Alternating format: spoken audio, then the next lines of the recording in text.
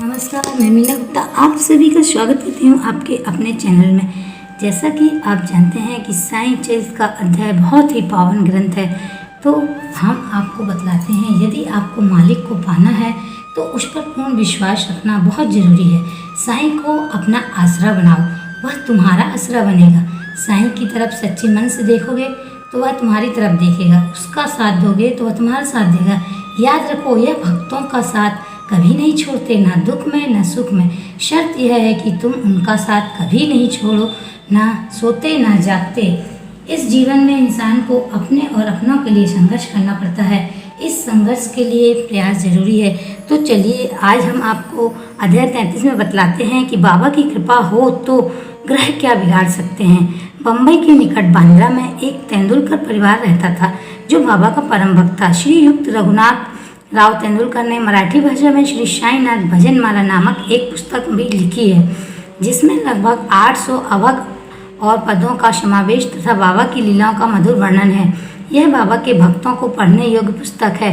उनका ज्येष्ठ पुत्र बाबू डॉक्टरी परीक्षा में बैठने के लिए बहुत ही अभ्यास कर रहा था। उसने कई ज्योतिषियों को अपनी जन्म कुंडली दिखलाई, परंतु सभी ने बतलाया कि इस वर्ष उसके ग्रह उत्तम नहीं है, किंतु अगले वर्ष परीक्षा में बैठने से उसे अवश्य सफलता प्राप्त होगी।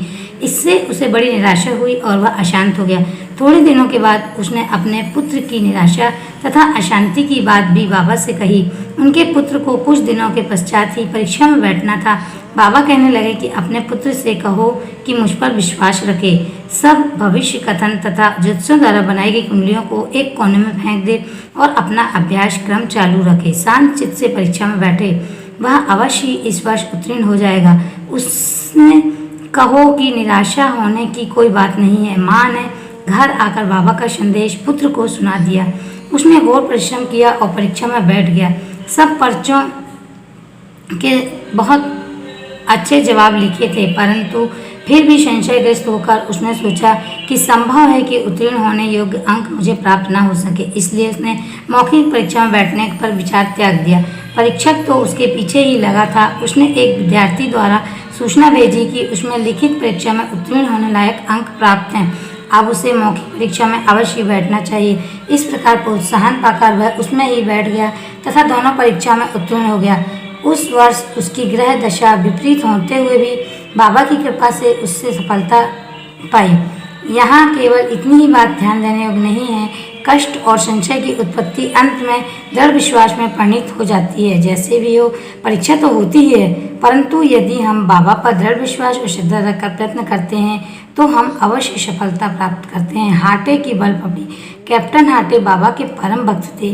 वे बीकानेर के रहने वाले थे। एक बार स्वप्न में बाबा ने उनसे पूछा कि तुम मुझे क्यों भूल बैठे। श्री हाटे ने उनके श्री चरणों से लिपट कर कहा कि यदि बालक अपनी माँ को भूल गए तो क्या वह जीवित रह सकता है। इतना कहकर श्री हाट शीघ्र बगीचे में जाकर बलपपड़ी शेन तोड़कर लाए और एक थाली में सीधा तथा दक्षिणा रखकर बाबा को भेंट करने आए।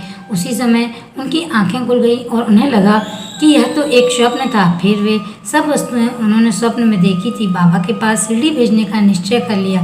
कुछ दिनों के पश्चात वे ग्वालियर आए और वहाँ से अपने एक मित्र को 12 रुपये का मनी ऑर्डर भेजकर पत्र में लिख भेजा कि 2 रुपये में सीधे की सामग्री और बलपपड़ी आदि मूल लेकर 10 रुपये दक्षिणा स्वरूप रखकर मेरी ओर से बाबा को भेंट में दे देना। उनके मित्र ने शिरडी आकर सब वस्तुएं तो संग्रह कर ली, परंतु बलपपड़ी प्राप्त करने में उन्हें अत्यंत कठिनाई हुई। थोड़ी देर के पश्चात ही उन्होंने एक स्त्री को सिर पर टोकरी रखे आके देखा। टोकरी में बलपपड़ी के अतिरिक्त कुछ भी न था। तब उन्होंने बलपपड़ी खरीदकर सब एकत्रित वस्तुएं लेकर मस्जिद में जाकर श्री हाटे की ओर से बाबा को भेंट कर दी। दूसरे दिन श्री निमोड़कर ने उसका नैवेद्य चावल और पपड़ी की सब्जी तैयार कर बाबा को भोजन कराया। सब लोगों को बड़ा ही आश्चर्य हुआ कि बाबा ने भोजन में केवल बलपपड़ी ही खाई, अन्य वस्तुओं को स्पर्श भी नहीं किया।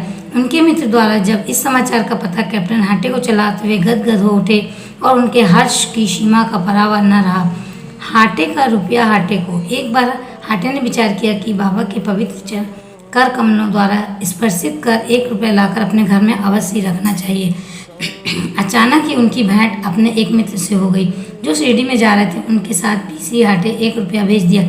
शिरडी पहुंचने पर बाबा को यथायोग्य प्रणाम करने के पश्चात उसने कैप्टन हाटे का रुपया अर्पण किया, जिसे वे हाथ में लेकर गौर से देखने लगे। उन्होंने उसका अंकित चित्र ऊपर की ओर कर अंगूठे पर रख कर खनखनाया और अपने हाथ में लेकर देखने लगे।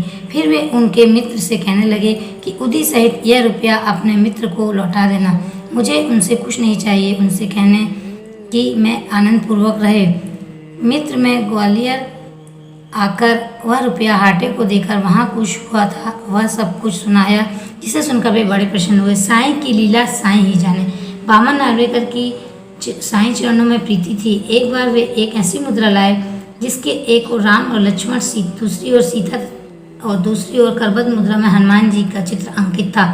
उन्होंने वह मुद्रा बाबा को इस अभिप्राय से भेंट की कि वे इसे अपने कर कमल से पवित्र कर उदी सहित लौटा दें, परंतु बाबा उसे तुरंत अपनी जेब में रख लिया। सामान्य बामन राव की इच्छा बताकर उनसे मुद्रा वापस करने का अनुरोध किया।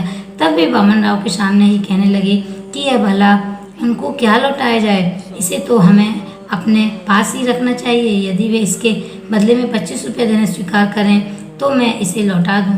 वह मुद्रा वापस पाने के लिए श्री बामन राव ने 25 रुपये एकत्रित कर उन्हें भेंट दिए। तब बाबा कहने लगे कि उस मुद्रा का मूल्य तो 25 रुपये से कहीं अधिक है श्यामा, तुम इसे अपने भंडार में जमा करके अपने दिवालय प्रतिष्ठित कर इसका नित्य पूजन किया करो। इस संदर्भ में कोई श्री बाबा से कुछ भी पूछने का साहस न जुटा सका। अगले अध्याय 34 में हम आपको साईं चरित्र का आगे का कथा बतलाएंगे। तब तक के लिए ओम साईं राम, ओम साईं राम, ओम साईं राम।